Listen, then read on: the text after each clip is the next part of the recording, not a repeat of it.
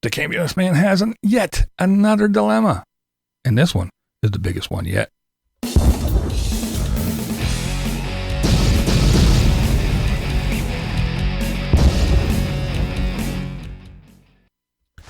All right. First, in the latest Campulance Man video, we start out with 1 solid minute of the dog sleeping. That's right. He's doing his little growling, kicking in, whatever. I guess he's dreaming, and we hear the little commentary. What are you dreaming about, buddy? So yeah, there's a solid minute of that to start it off.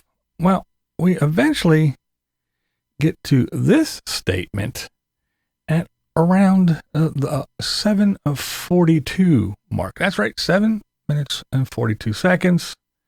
We get to this statement here. Oh my God. I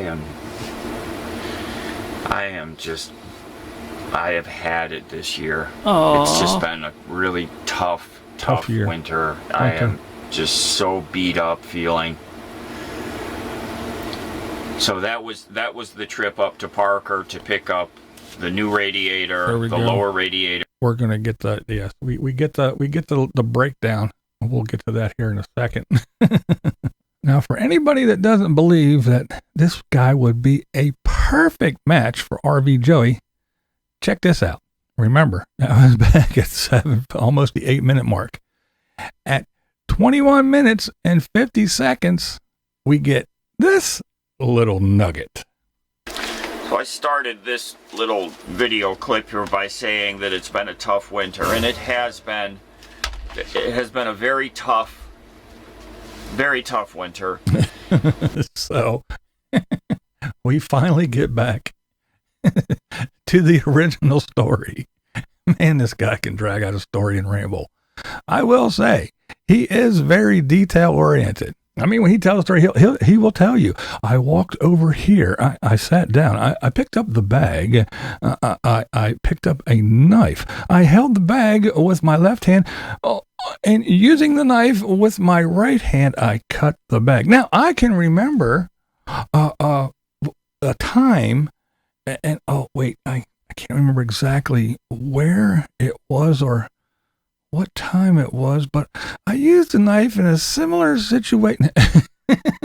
This is the kind of stuff. This is the kind of RV Joey behavior that makes me want to see them date. It would either be two people rambling endlessly and no one understanding a damn word, or they would wander off on tangents together and babble blissfulness. Squirrel! So, just what was the tangent that we set off on during this expansive time gap? Remember, just under 8 minutes to 20-some minutes. What was this tangent? Well, we had to chat about going into town to get parts and mail. And that's the parts. He listed all the parts in detail. We later heard about the return to camp. Now, this is where Lefty wanted to get a cat. See, there was a cat. The guy that took him, he had a cat, and that's why Lefty had to be left home. We heard all about why Lefty was back and didn't go west because of this cat. Well, that adventure was discussed in detail, which involved unloading his buddy's vehicle with all the parts. And yes, we had an inventory of the parts yet again. In the midst of all that, we get distracted again and talk about how Lefty likes to chew on the controls on the steering column. We get a detailed lesson on how to stack what items and exactly where on the driver's seat to avoid the chewing. Now, this story also entailed how Lefty turned on the running lights, and he explains just what clearance lights are. See, he didn't pull it out the whole way, so the headlights came on. He just grabbed it and was chewing, and he pulled just enough to get the clearance lights on, and he explained all that, how that button and that knob works, and what clearance lights exactly, the ones that were, he talks like we're all children, and we know nothing. It's very funny. Okay, then we, somewhere in this web of intertwining tales, are told of the quest for a Boboli pizza crust. We are told several times that he got 2 packs of 2, and they come 2 in a pack.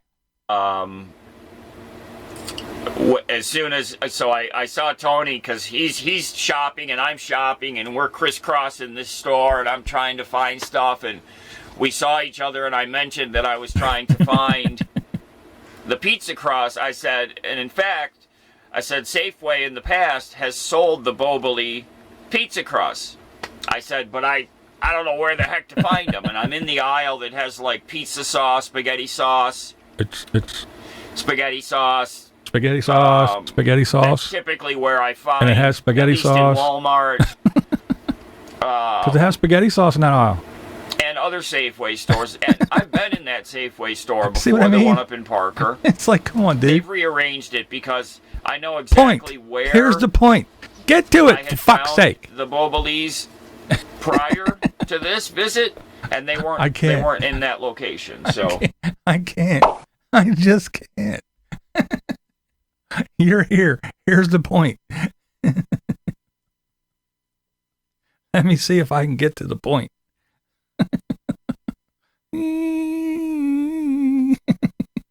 Oh man, it's funny. It's comical. It's comical. But then he did a bad thing. He did a horrible thing. He did a very bad thing. Something he should have never done. He put this on the screen. Go ahead. Make fun of me needing to use a special pen. Okay. You asked for it. You're gonna get it. Oh yeah, you should have never, ever, ever said anything like that, because I am inclined to oblige. All right, at the 16-minute or so mark, we learn about the Parker mail and parcel. Now, this lasts until just past the 19-minute mark. In these 3 minutes is where the riveting content lies. This is all about the big dilemma. And right in the middle of... We'll get to it, honest. See, there's the first one. Do you notice how nice and dark beautiful. And bold it's beautiful. The handwriting is? It couldn't be any better. That's because I'm one of those people that has to always use a special pen. Special pen. I use these Pilot G2s. It's beautiful. And right as I started the second one, oops, it died. Oh, man. So I got that written, and right at the end of writing that phone number is when it died. Boom. And I had to switch over to their pen, and you can see the difference. Their crappy pen. They call that a pen? The thinness. And I hate standard ballpoint pens. How dare they even call that a pen? I do not like the way they feel. I don't like the way they write. Tell us about it. That's my Pilot G2. Beautiful. You get a much better... Penmanship is amazing. You must admit. Quality of... See, now that's still showing ink. Look, it's showing ink. Is that ink. the one that I had with me? It mustn't be the one I had. Come on. No, it's this one here. No, it's this one. See, this is important stuff here. This is riveting content. Yeah. It's bone dry. You have to show. You have to prove it. See, so this one's going in the scrapper. It's the detail. It's the detail. That's right. You just can't tell a story about... No, but that's the dilemma. So there you have it. When your special pen runs out at Parker Mail and Parcel, it can be crippling. I think we should go start a GoFundMe to get this guy a gross of pens. What do you think? Now, before you ask, yes. Unfortunately, I did watch this 30-minute video.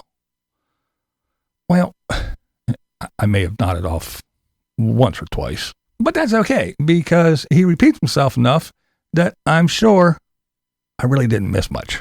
I really watched this guy to try and understand what the allure is. Now, contrary to what some may say, contrary to popular belief, as they say, I don't watch to live vicariously through him. In no way. Trust me, this guy and his constant tales of woe would make me stay far, far away from any type of nomad life. This guy is always having a rough time. I just can't seem to figure out the attraction to the monotone voice droning on and on endlessly about so many things for half an hour just to get to a point that could have been made in probably 5 minutes or less. I am aware that some watch to see the dog sleep and lay in a chair and catch food, but that's a small portion of this riveting content. I watch to try to figure it out. I do it for you. I watch a 30-minute video that could have been about, I don't know, less than 9 minutes. I suffer so you don't have to. So consider becoming a member or giving a thanks donation. Don't make me do a Mikey Begathon. But seriously, the best way to support the channel is to watch the entire video, hit that like button, and definitely leave a comment. And don't forget to join me tonight for Thursday at 7 p.m. Eastern Time. Please adjust your times accordingly and give me a damn super chat. This is BlindViews. That's the way I see it. What we do here is go back.